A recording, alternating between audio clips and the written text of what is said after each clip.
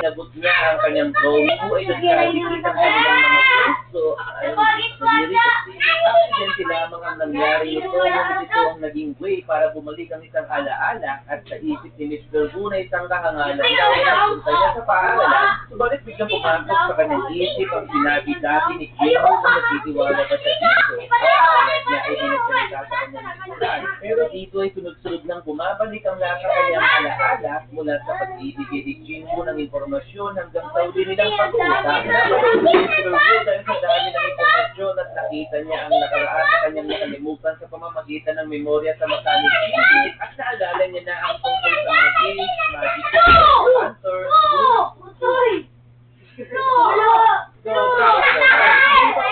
si Mr. Wu sa mga nangyayari at sinikita ang uli nilang pag-uusap kung saan sinabi ni Kim na hindi maapektuhan ang memorya ng mga kaya sa dami ng oras. Para sa